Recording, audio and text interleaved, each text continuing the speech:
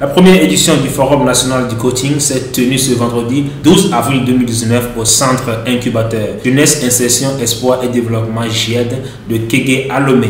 Le coaching au service du développement national, tel est le terme qui a planté le décor de cette première expérience où les professionnels et praticiens du coaching se sont donné rendez-vous pour le partage d'expériences dans les divers domaines du coaching. Le coaching aujourd'hui est une occupation, une profession galvaudée.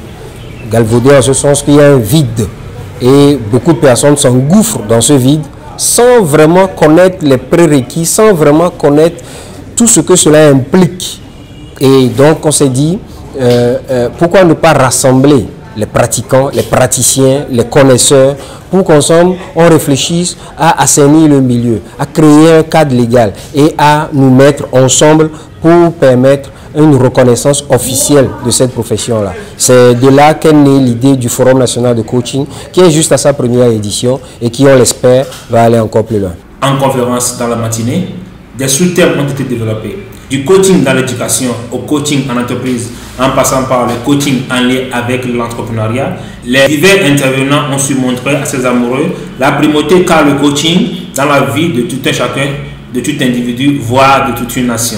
L'après-midi a été consacré à la plénière qui fut dirigée par Cyril Ekoé en vue de poser les bases de la légitimité liée au métier du coaching. Car devenu aujourd'hui un métier qui passionne, ce domaine qui était réservé à la haute classe rencontre de nos jours des dérapages où n'importe qui s'autoproclame coach. Il urge alors d'avoir un code d'éthique et un répertoire des professionnels du métier. L'idée, c'était de définir le coaching, de voir ses enjeux, ses implications, les domaines dans lesquels nous travaillons en tant que professionnels de l'accompagnement, mais aussi de voir comment mieux organiser et puis d'avoir un répertoire et un code d'éthique.